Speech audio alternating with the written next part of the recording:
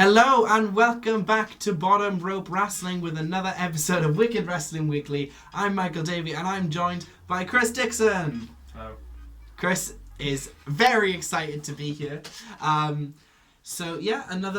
week of wrestling has come and gone. Another Raw, another Smackdown, another 205 Live, because short people, another NXT and another NXT UK. I can see you looking at me in the camera. They are short people. And we've got 2 top 5s. You said you couldn't think of 5 good things. You really didn't enjoy wrestling this week, did you, Chris? But no, we're going to decide on an overall top 5, and it's going to be great. So, I'll kick us off, just because you're lacking the confidence, aren't you, today? We've had to bribe Chris in today, but I'm very excited to hear what he has to say because we argue about wrestling a lot. So my number 5 comes from NXT, and it's the return of Fandango to NXT. Now, we both had this spoiled for us. You by a YouTube thumbnail? Yeah, and myself by Facebook scrolling through my newsfeed. But you know what? Who cares? It was awesome. No entrance music. Just the crowd started cheering, and the people watching are like, ooh, what's going on? Turn to the entrance ramp. Fandango, who looks ripped. A serious take. He looks ripped. Nothing like what we used to with Fandango. No. And he comes out with a vest. He looks very serious. Jeez, looks like Johnny Curtis again. Yeah. Was he Johnny Curtis or was Adam Rose Johnny Curtis? No, he's Johnny Curtis. He's Johnny Curtis. Yeah. He gets in the ring, and he throws all the Street Profits out. Forgotten Sons. The Forgotten Sons. Easy mistake. The Forgotten Sons. He throws all the Forgotten Sons out of there, and they put their arms over each other. Breezango. You said you hate the name Breezango because it's just a merge of their names. I hope they don't. I hope they don't call themselves the Fashion Police because they're serious now. They should call themselves Febreze. The crowd was chanting Breezango. Yeah. They're over. I'm massively into it. That's my number 5. A new team. A lot of the teams, like with the Street Profits potentially going up to main roster. First challengers for the Undisputed Era's tag team. Yeah, with the Street Profits potentially going up to main roster. Yeah. Need a new team to fill the void. Yeah, exactly. Okay. They're established already. Yeah, I'm very excited for it. So you've got number 5, which is also for NXT. From NXT. Yeah. The main event this week, Pete Dunne versus Roderick Strong. Big Roddy. Build their triple threat match. And yeah, I thought it was decent. It was a good match. You just love your technical wrestling, don't you?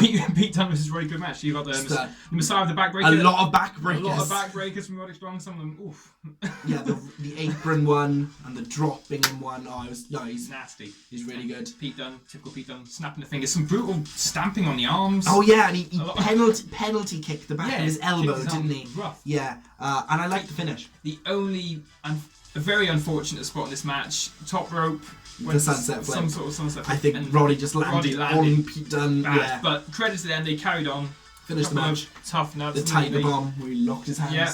And you were like, whoa, I didn't know he does that. Nice. But, and then I like the finish, because I like the finish. I like what Pete Dunne is a submission hold now. Because when it was on the UK show, he would just do it to them, and that would be it. I like the people tap out to it, because if someone did that to me, I would tap out. And then obviously what happened after the match was awesome as well. Of course. With the Dream. Comes out, does the pose. He comes out. And first it looks like he's about to attack him with the belt. Yeah. But Pete Dunne turns around and is like, don't even try it. Gloats, does his pose, grabs the fingers. And Pete Dunne goes, alright, okay, give me your hand. Yeah, there we go, you can have one of these. And Roddy's on the apron. And last week, I predicted on NXT that Pete Dunne would stand tall, beat down both men because he's not winning the title. He has potentially been shoehorned into this feud, but it's going to be a hell of a match. It's for the title. It's Pete Dunne. Yeah, it's going to be great. I'll move on. My number 4 is sort of a little small hidden Easter eggy bit on Smackdown. Was it Smackdown? I mean, it was kind of obvious. Oh no, it was on Raw. It was the Gauntlet match. Raw. It was the Gauntlet match. And Andrade has beaten Ray. Yes. Yeah, Andrade beats Ray after Ray's been in there from the start. And Andrade picks him up and he rips the mask off his face. You can clearly see his face. He pulled the mask off his face. Straight ripped. Right, his face was exposed for several seconds. That's when Ricochet came out to make the save afterwards, isn't it? Yeah. As soon as he got his mask, came flip a shake. Yeah. Out comes Rico flips and makes the save. It's cool because Andrade is Mexican and used to wear a mask, and now he's ripped off Rey Mysterio's mask. Do you think it's going to lead to a hair versus mask match at SummerSlam potentially? I've seen that fan art that Aaron sent to the group chat.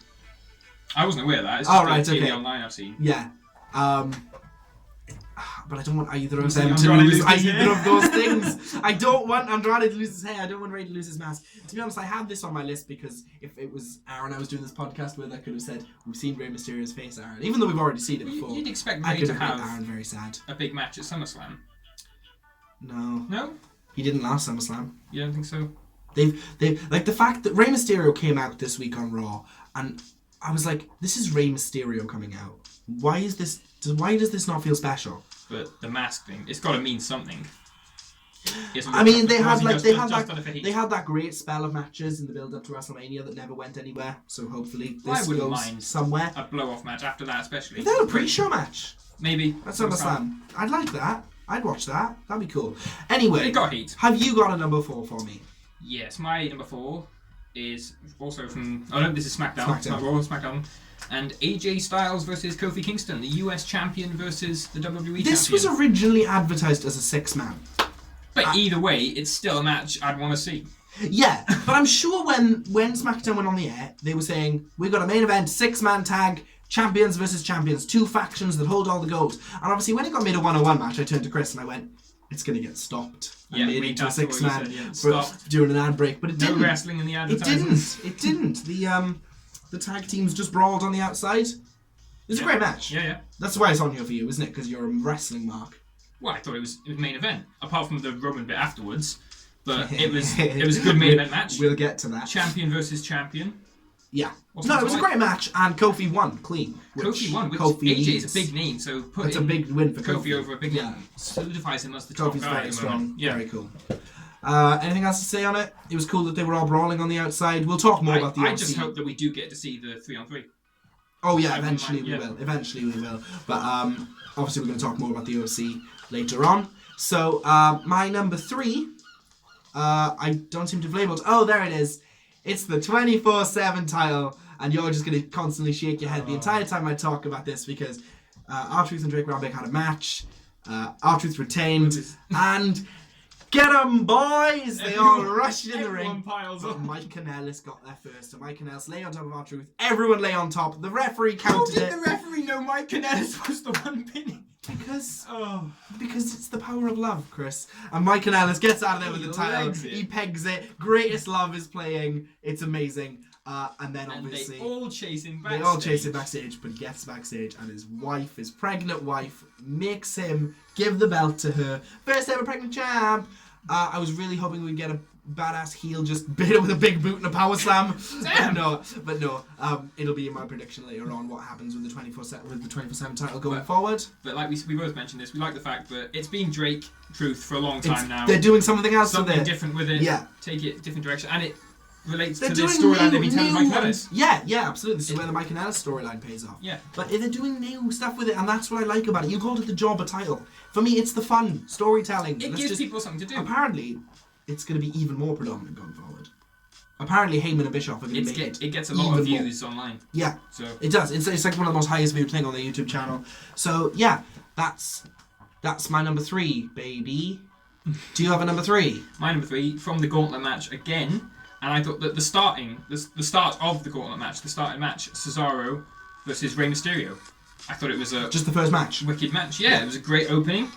I love Cesaro. I think he is underutilized, but Honestly. he can't help it with what's happened with Sheamus. But he's doing well for himself. It was a great match because, of course, Rey Mysterio versus Cesaro is going to be a great match. Yeah. And Rey got the clean win. Not that surprising, but yep, he did his 619. It was a really good match. It was a really good match. Cesaro. If you give those two, maybe the Intercontinental title or the US title in a feud between the two of them, they could do something mad. They went about 10 minutes in that Yeah. match alone. Yeah. It was a The good Gauntlet start match. to Gauntlet. The Gauntlet match. I think they just did the Gauntlet match a bit wrong because to have a baby face and number 5 come out and win. Very It's like- predictable. Yeah, and it was Ricochet. It was going to be Ricochet. As soon as it was advertised that he was in Ricochet it, was going to win it. Yeah. Which we just don't need to see AJ Styles versus Ricochet I again. thought Rey Mysterio looked good. Cesaro didn't look too bad in defeat. Sami Zayn for him. Yeah, poor Sami Zayn. He Andrade's lost his protected seconds. though. Andrade looked did good. well. He got heat with Rey. Yeah. But yeah, I thought other than like certain bits of this Gauntlet match, like we mentioned before, Rey ripping off the mask. Yeah, there and was some Cesaro really, versus there was Rey some was a really great good opener. stuff in there. There was some really good stuff in there.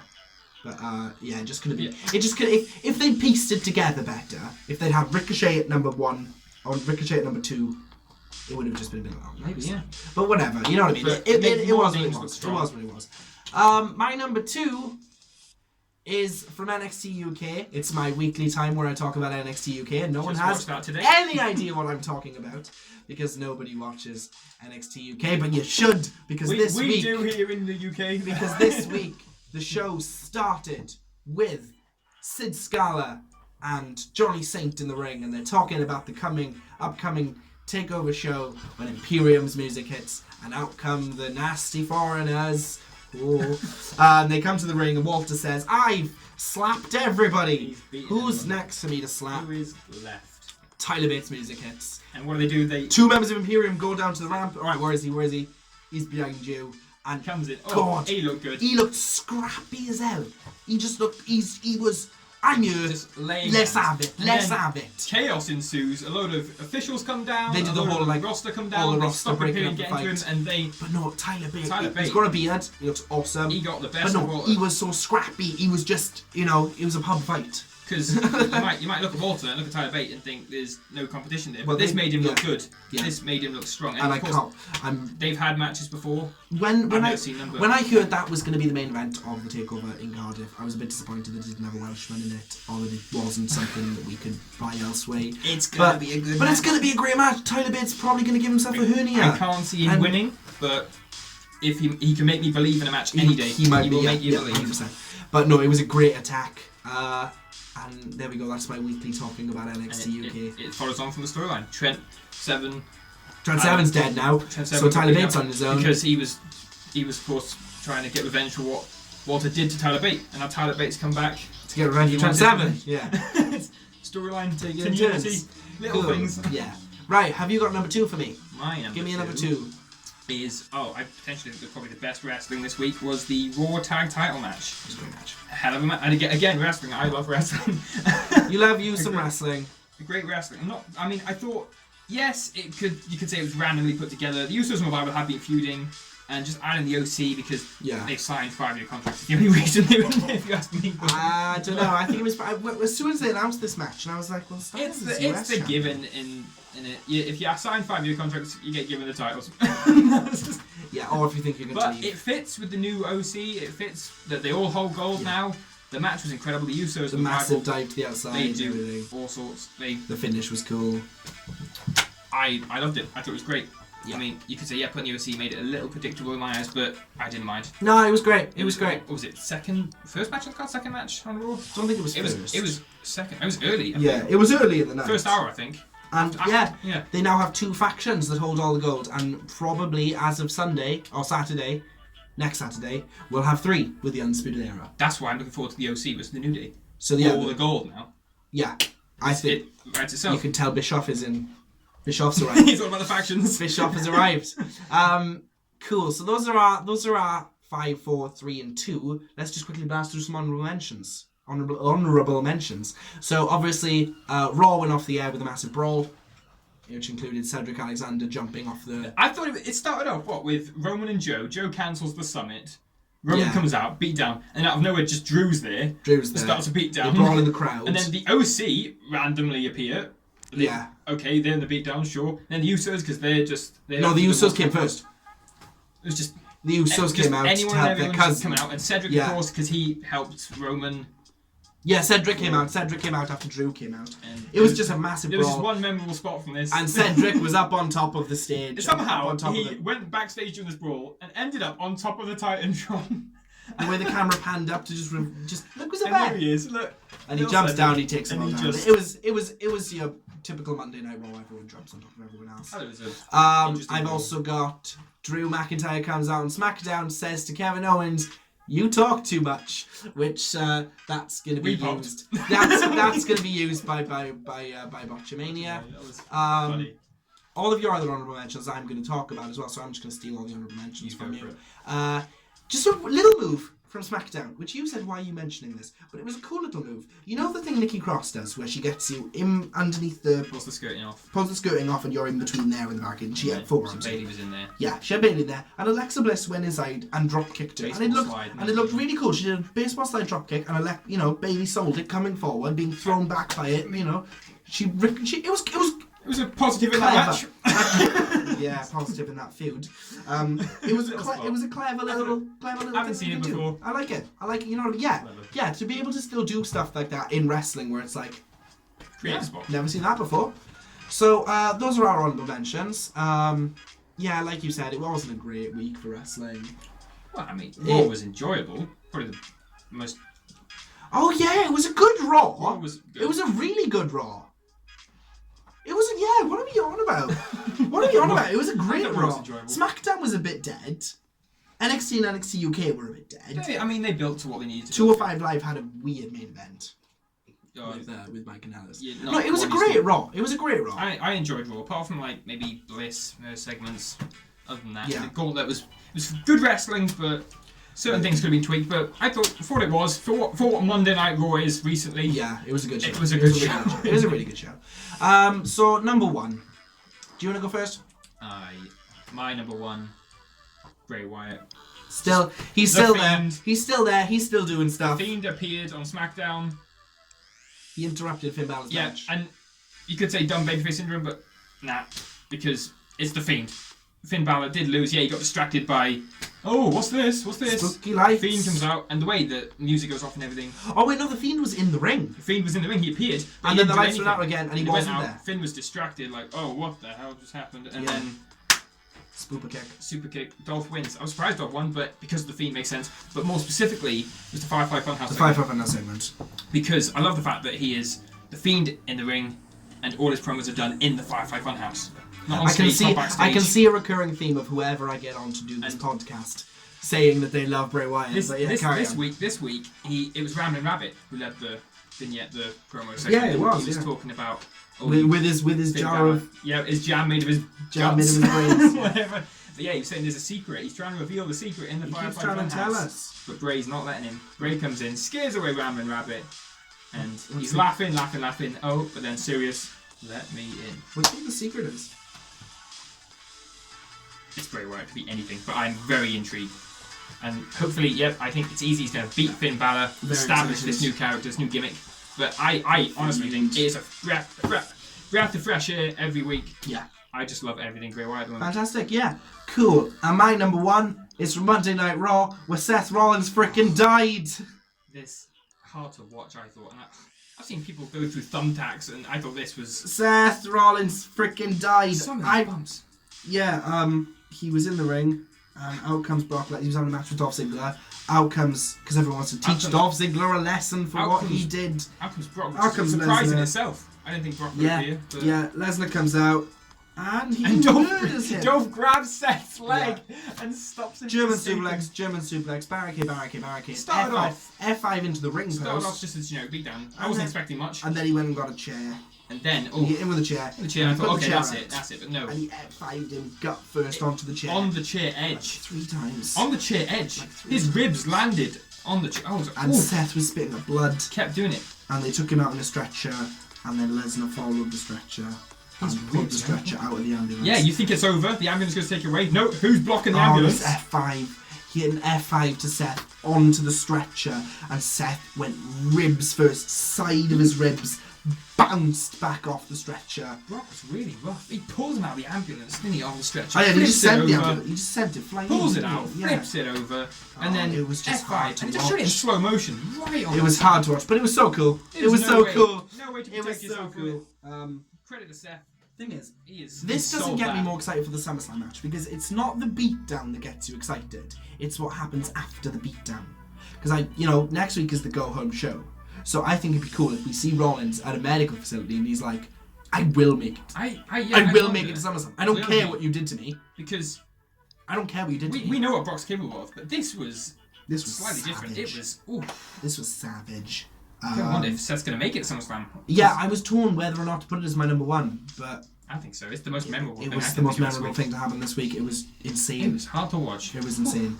Okay, cool. So we're closing in on 20 minutes. So now we've got to combine both our top fives to make the ultimate top five, to make the Wicked Wrestling Weekly.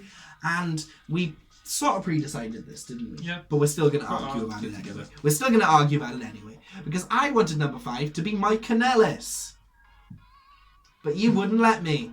Because you wanted your good technical wrestling. NXT. You wanted your good technical wrestling. I think Pete Dunne versus Roderick Strong, worth a watch. I thought it was a good match, good TV match, good main event. NXT consistently puts on good TV main events. Yeah. And the spot afterwards, building to their feud. I'm really looking forward to that match. Oh yeah, it's gonna be a great match. It's gonna be a match. And Velveteen Dream, the thing snap. Pete Dunne in NXT is great. I love the fact that he's done in NXT UK. What more can he do? So bringing him to NXT. I think he's going to fail to win the NXT UK, the North American title, but then he's going to challenge Adam Cole. Yep. Adam Cole's going to retain against Gargano, and he's going to go up to challenge Adam Cole. But yeah, okay, it's fine. That'll be our number 5 because you hate fun. Number 4, The Fiend.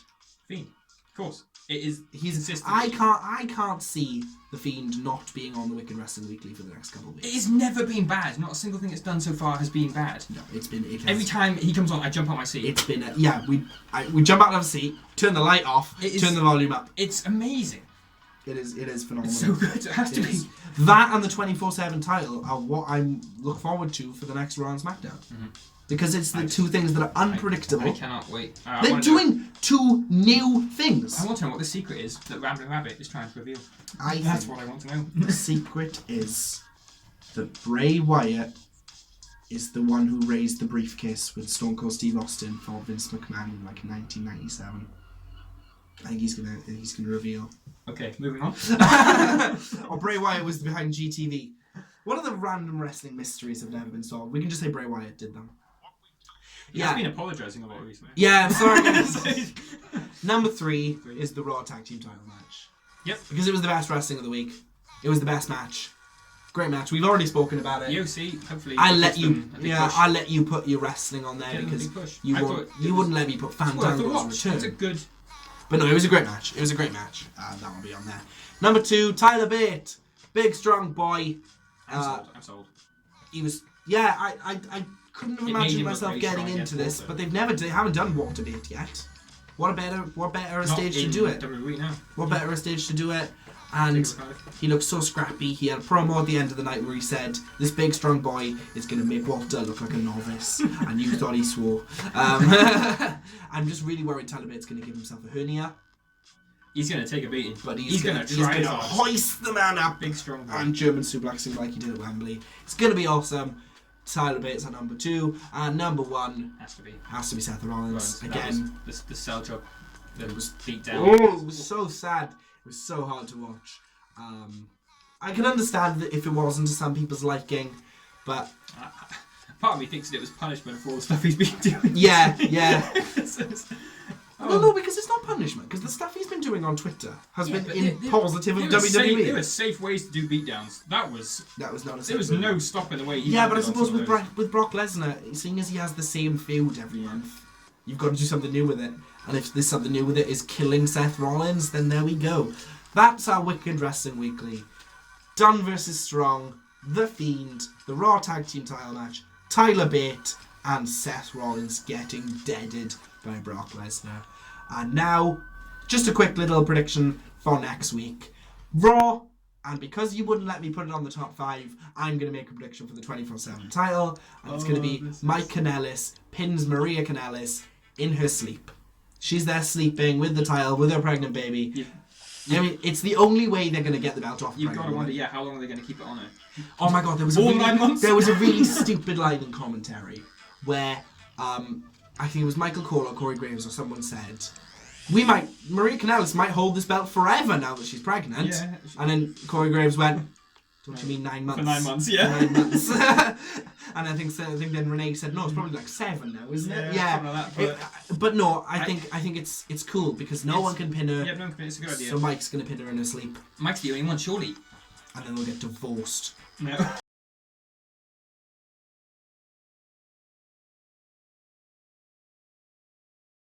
Next week. You're going to get off. It might even happen on social media between then and now. Yeah. Could be happening right now while we're They might show on Raw, a Twitter video. Yeah. Or something like that. Yeah, like with the Jinder Mahal stuff. Mm-hmm. But yeah, that's my prediction. SmackDown prediction is, so we haven't spoken about Roman Reigns yet, and how Roman Reigns. Oh boy! So Roman Reigns was having a little walk backstage. Who's he going to challenge for SummerSlam? Braxton's there saying, "Oh, here comes Roman for his interview now." Scaffolding falls on top of it, but there was a camera on the scaffolding, and we see a perspective of Roman Reigns going, "What?" Load of boxes falling on. Load of boxes fall on the other side. Roman pancakes. And Kayla's there like, "Roman, look out! No, watch out, Roman! No!" And everyone comes and helps him, but he's fine. It never actually hit him. Funny. Who attacked Roman Reigns, guys? It's gonna be Joe. It's gonna be Samoa Joe. Anticlimactic. Everyone online going, Buddy Murphy was in the background, guys. They're gonna use Buddy. No, they're not. That's what we want. They're not. We want it's Buddy just Murphy. going to be best kept secret. It's just going to be Samoa Joe. It's just going to be Samoa Joe. But my prediction isn't going to be that it's going to be Samoa Joe, because that's obvious. My prediction is someone's going to attack him again. On SmackDown, he's going to be walking around backstage. He's going to be walking around backstage, and a car is going to like drive past him, and there was no one in there. Like someone left a brick on the acceleration or something. It's like who run over Stone Cold Steve Austin? Wow. Who run over Roman Reigns? Who's trying to kill the top dog? Who run over Roman Reigns? And they'll make a whole big thing out of it, like they did with Enzo Amore, was it? Who attacked Enzo Amore? But who and Big Cass was. You could see it was Big Cass. staged, and it was obviously Big Cass. But who attacked Roman? Who was trying to kill Roman Reigns? Buddy Murphy is going to carry on. It's not going to be Buddy Murphy. My NXT prediction, because you didn't let me put it on the top 5, is Fandango and Tyler Breeze will reunite for a tag team match. They'll face on next week's TV. The Forgotten Sons, assume. They'll face the Forgotten Sons, and it will be great because they're cool. I mean, they're funny. That's why they got over on SmackDown. Sons are funny. No, Breeze. Oh, I agree.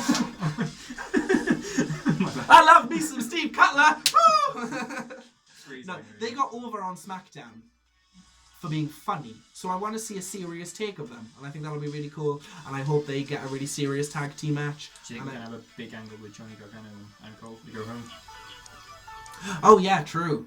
It's Go Home. Oh my God, it's Go Home. Yeah, Johnny Gargano and Adam Cole will attack each other's dads. Okay. And by which I mean Bobby Fish. Bobby Fish is Adam Cole's dad. Okay. That's canon. And NXT UK, the tag team title feud now is Gallus. Grizzled young veterans. Gallus have called out the Grizzled Young Veterans. So that's 2 heel teams. Those are both heel teams. So there's going to be a babyface team inserted into that match. Gotta be. To make a triple threat tag team match for the pay-per-view. The only other teams I could think of, The Hunt, or what you said, Mark Andrews and Flash Morgan Webster. I know they've been 2 Welsh lads because in Cardiff. I know they've been doing single stuff, but it's 2 Welsh guys. They do have a team name. It's like the South Welsh something. They'll probably just chuck them together, and they might even win the titles. I think it might be The Hunt. It could be The Hunt. Wild Boar's Welsh. It could be The Hunt. Well, could be even a Fatal 4, yeah, like you said, Fatal 4. Do they have any? What other tag teams do they have? Well, new guys, Pretty Deadly. Pretty Deadly! Another one this week. Yeah. Shout out. Shout out to my boys, Pretty Deadly. That is.